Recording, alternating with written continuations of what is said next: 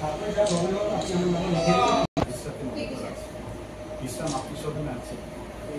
যখন হলো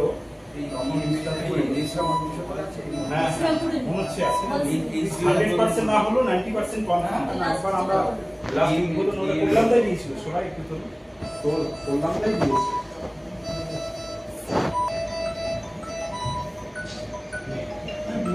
হ্যাঁ, তিনতলা তারা নিচে আসছে।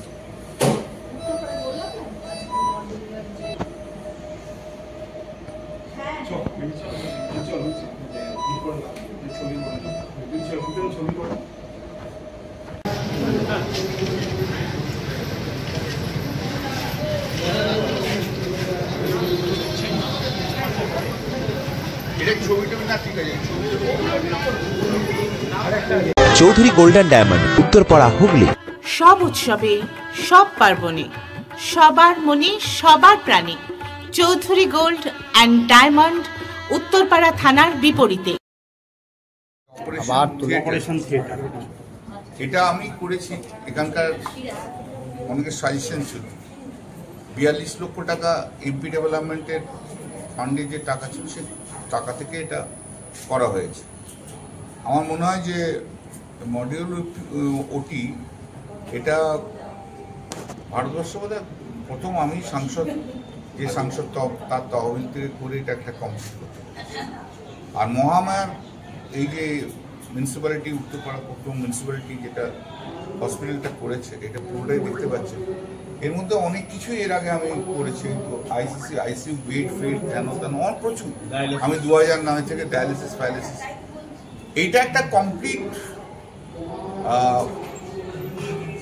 হাই গ্রেডের নার্সিংহোম পরিণত হয়েছে। এখানে ডাক্তারবাবুরা রয়েছেন, আইসিসিও আছে। একটি অভাব রয়েছে, সেটা আমি সবসময় বলছি, এখনো বলছি, যে উত্তরপাড়া থেকে চাপদানি পর্যন্ত এটি কার্ডিওলজিস্টের অভাব রয়েছে। সে তো আমি তো পূরণ করতে পারবো না, কেউ যদি না এগিয়ে আসে। আদারওয়াইজ আমার উত্তরপাড়া থেকে চাপদানি পর্যন্ত, স্পেশালি উত্তরপাড়া এবং কোন্নগরে দুটো মাতৃসদন যেভাবে বা মহামায়া যেভাবে তৈরি হয়েছে, তাদের সব রকমের রুগীকে এখানে ট্রিটমেন্ট দেওয়া যেতে পারে, সব রকমের রুগী।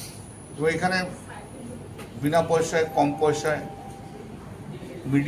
একটা মিডিয়াম স্কেলে ইয়েতে খরচায় এখানে ট্রিটমেন্ট হয়। এখানে ডাক্তারবাবুরা যারা রয়েছেন তারা খুব ডেডিকেটেড, নার্স যারা রয়েছে তারা খুব ডেডিকেটেড, হসপিটালের কর্মী যারা আছে ডেডিকেটেড। এবং সবচেয়ে বড় কথা, শুধু এইটার জন্য একজন সিআইসিকে পোস্টিং করা হয়েছে, যে সে তার দায়িত্ব রেখেছে। ওভারঅল একটা উত্তরপাড়া মিউনিসিপ্যালিটির দায়িত্বের মধ্যে রয়েছে, কিন্তু এইটা মেনটেন করার জন্য কিন্তু একজন মাত্র রয়েছে। এটাকে সবসময়তে দেখা হয়, স্পেশালি দেখা হয় যে গরিব মানুষ যারা আসে তারা যেন ট্রিটমেন্টটা পায়, তাদের যেন ফিরে না যেতে হয়। তো এটা একটা আমাদের বড় ডেভেলপমেন্ট, একটা উত্তরপাড়া মিউনিসিপ্যালিটির উদ্যোগে এই আমাদের মহামায়া যে চলছে, তাতে চেয়ারম্যান দিলীপ সহ সমস্ত কাউন্সিলরদের এর প্রতি একটা কন্ট্রিবিউশন না, আন্তরিকতার সঙ্গে আমরা এটা করি। এটা আমরা সবসময়তেই করে আসছি, দীর্ঘদিন ধরে করে আসছি। তিল থেকে তো তিলোত্তমা তৈরি হয়, সেই 2009 থেকে টুকটুক করে করতে করতে করতে করতে আজকে একটা খুব বড় জায়গায় রয়েছে। এটা খুব ভালো। আর এই কাজগুলো মানুষের জন্য করি, মানুষ দেখতে পায়, তাই বারবার আশীর্বাদ করে। আমার কিছু করার নেই, তারাও দেখতে থাকুক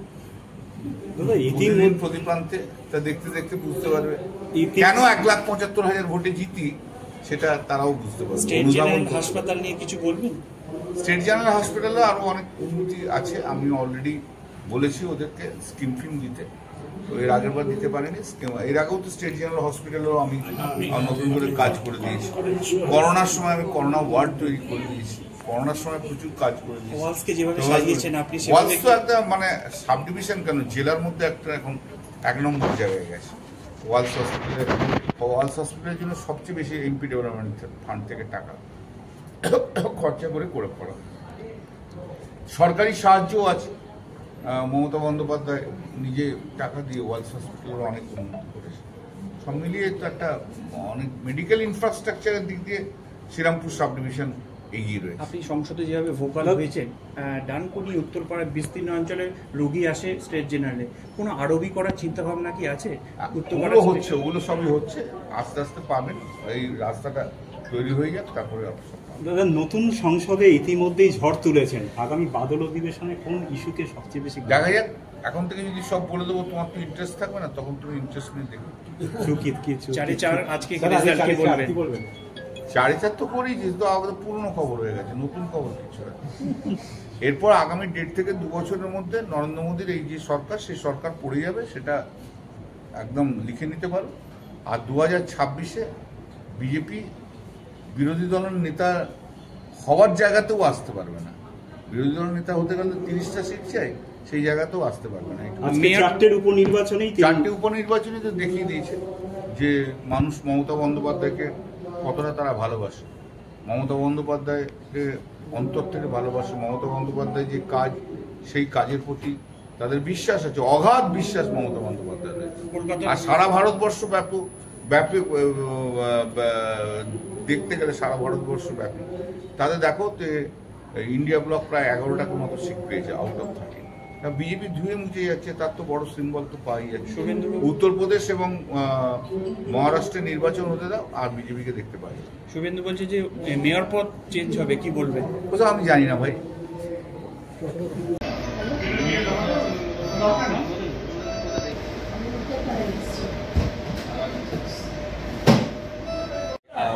ওটি যেটা এলো, এটা কি হবে, এটা দিয়ে এটা একটা আধুনিক সার্জারির ক্ষেত্রে এটা একটা প্রিরিকুইজিট মডিউলার ওটি, জীবাণুমুক্ত অবস্থায় অপারেশনটা করা যাবে। আধুনিক যে সমস্ত সার্জারি ইকুইপমেন্টস যেগুলো রয়েছে সেগুলো আমরা ইউজ করব।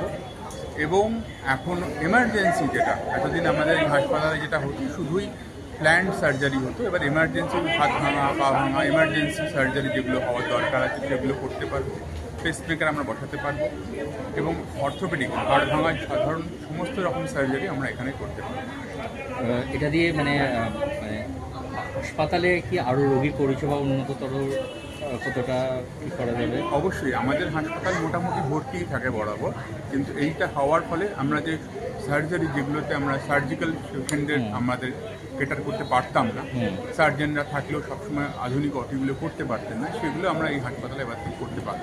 সাধারণ মানুষের ক্ষেত্রে যেটা অন্যান্য জায়গায় যেভাবে খরচের একটা সেদিক থেকে কতটা সাধারণ মানুষ? দেখুন, মহামায়া হাসপাতালে চিকিৎসা করে কেউ সর্বশান্ত হয়ে পড়েছেন এখনও পর্যন্ত এরকম খবর পাওয়া যায়নি। আপনারা তো সাংবাদিকতা করেন, সাধারণভাবে ক্ষেত্রে যেটুকুভাবে আমরা এতদিন পরিষেবা দিয়ে এসেছি, সব এমার্জেন্সির ক্ষেত্রে, আইসিইউর ক্ষেত্রে, সেভাবেই আমরা এইভাবেও পরিষেবা দিয়ে যাব।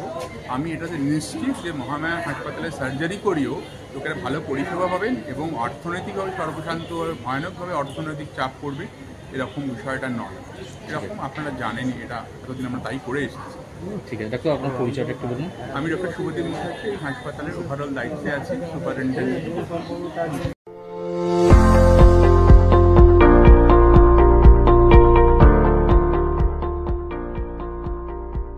মেডিওয়ালের পক্ষ থেকে সকলকে জানাই সাধারণ আমন্ত্রণ। পেডিক সার্জিক্যাল রেঞ্জে টোটাল রেঞ্জই পাওয়া যায়, যেমন hospital bed, oxygen concentrator, CPAP, BiPAP, তারপর orthopaedic wheelchair, crutch, LS belt, total রেঞ্জই পাওয়া যায় আমার এখানে। মেডিওয়ালের পক্ষ থেকে সকলকে আমাদের এখানে আসার জন্য আমন্ত্রণ জানাচ্ছি। আমাদের ঠিকানা 35 Netaji Subhash road, Uttarpara, Hooghly, near town school এবং ইউকো ব্যাংকের মেন ব্রাঞ্চের পাশের রাস্তা। এবং আমাদের আরেকটি ব্রাঞ্চ আছে, সেটা বালিবাজারে। আজকে আমাদের এই হসপিটালে মডুলার অপারেশন থিয়েটারের শুভ উদ্বোধন হলো। এই মডুলার ওটি করার ক্ষেত্রে আমাদের ডাক্তারবাবুদের পরামর্শ অনুযায়ী আমরা কয়েক মাস ধরে চেষ্টা চালাচ্ছিলাম। আমাদের মাননীয় সাংসদের শুভ উদ্বোধন করলেন। মাননীয় সাংসদ তার সংসদীয় উন্নয়ন তহবিল থেকে 42 লক্ষ টাকা এই মডুলার ওটির জন্য দিয়েছেন। এর আগেও উনি ডায়ালিসিস, ফেকো, আইসিইউ ইত্যাদি সময় উনি বিভিন্ন সময়ে বিভিন্নভাবে এই হসপিটালকে তার সংসদীয় তহবিল থেকে টাকা দিয়েছেন। বহু ট্রমা অ্যাম্বুলেন্স, ফেকো মেশিন, একই সঙ্গে বিভিন্ন সময় সুপরামর্শ দিয়েছেন যে এটা এভাবে করা দরকার। আজকে আমরা অত্যন্ত আমাদের বোর্ডের সকলে অত্যন্ত খুশি যে এই কাজটা সম্পন্ন করতে পেরেছি।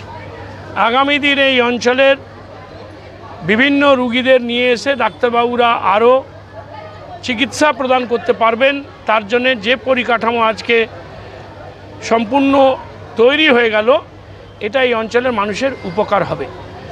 আমরা সকল মানুষের কাছে, সকল ডাক্তারবাবুদের কাছে, এই অঞ্চলের বিশিষ্ট মানুষের কাছে আমরা আবেদন জানাই যে যেভাবে পারবেন আপনাদের পরামর্শ, আপনাদের সহযোগিতা মধ্য দিয়ে এই হসপিটালটা আগামী দিন আরও বড় হোক, এই আশা আমরা সকলে রাখি। ধন্যবাদ। আজকে আমাদের যে আধুনিক পদ্ধতিতে যে ওটি উদ্বোধন হলো, এতে আমাদের পক্ষ থেকে অভিনন্দন জানাই। একটা ভালো উদ্যোগ, ভালো কাজ। এর পাশাপাশি আমরা এই কথাও বলবো, মহামায়া তৈরি হয়েছিল পৌর অঞ্চলের গরিব এবং মধ্যবিত্ত মানুষের কথা ভেবে, কিন্তু তারা যদি সেই সুযোগ সুবিধা থেকে বঞ্চিত হয়, সেটা আমাদের পক্ষে খুব দুঃখের এবং বেদনার। আমরা বারবার বলে এসেছি, মহামায়াতে গরিব এবং মধ্যবিত্ত মানুষ যাতে খুব অল্প মূল্যে চিকিৎসা পায় এবং সরকারের দেওয়া স্বাস্থ্যসাথী সুযোগ সুবিধা পায়, তা দেখা উচিত। দেখা যাচ্ছে যে বেশিরভাগ ক্ষেত্রেই তা হচ্ছে না। অতএব সেটা যদি না হয়, সেটা আমাদের উত্তরপাড়া পৌর অঞ্চলের নাগরিকদের কাছে সেটা দুঃখের। কারণ আমার উত্তরপাড়া পৌর অঞ্চলের নাগরিকরাই যাতে যদি এখানে অল্প পয়সায় চিকিৎসা না পায়, তাহলে পরে আমরা ভবিষ্যতে এর জন্য আরও লড়াই আন্দোলন করব, যাতে মানুষ অল্প পয়সায় সুযোগ সুবিধাগুলো গ্রহণ করতে পারে। আমাদের উত্তরপাড়া অঞ্চলের বারবার মানুষ বিধানসভায় নির্বাচিত করেন, মানুষ ঠকেছেন। কারণ বিধায়ককে কোনো বছরই ঠিকঠাক মতো পাওয়া যায় না। 2011 সালের পর থেকে অনুপ ঘোষাল, তারপরে কবির ঘোষাল আসলো, উনি দল চেঞ্জ করে অন্য দলে চলে গেলেন। এখন কাঞ্চন মল্লিক, তাকে কোথাও পাওয়া যায় না, ফোনেও পাওয়া যায় না। অন্তত ভেবেছিলাম আজকে অনুষ্ঠানে হয়তো আসবে, সেখানেও ওনাকে দেখা গেল না। সেটা আমাদের উত্তরপাড়াবাসী হিসেবে আমাদের দুঃখের। কারণ বিধায়ক তার এলাকার যে উন্নয়নের কাজ করবে, যদি বিধায়কের দেখাই না পাওয়া যায়, সে উন্নয়নমূলক কাজের সঙ্গে কিভাবে উনি যুক্তই বা থাকবেন, কিভাবে এলাকার মানুষের সমস্যার কথা বুঝবেন।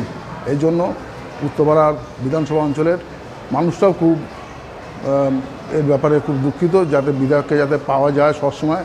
সেই ব্যাপারে আপনাদের মাধ্যমে বার্তা দিতে চাই, উনি আমাদের এলাকায় মানুষের পাশে এসে দাঁড়ান, মানুষের যাতে কষ্ট, যন্ত্রণা, দুঃখ, মেডিকেল বিষয়ে সমস্যা দূর করুক। রাজবাড়ী হাসপাতালে আমি দীর্ঘদিন ধরে আমরা যাতায়াত করি, অনেক লোক নিয়ে যাই। সত্যি কথা বলতে সেখানে কোনো চিকিৎসক ধারাবাহিকভাবে পাওয়া যায় না। মানুষ এখন বলতে গেলে রাজবাড়ী হাসপাতালের দিকে না যতটা পারে না যাওয়ারই চেষ্টা করে, অন্য অন্য জায়গায় যাওয়ার জন্য চেষ্টা করে। আমার নাম প্রবীর কংসমানিক, আমি উত্তরপাড়া প্রথম পৌরসভা বিরোধী দলের নেতা।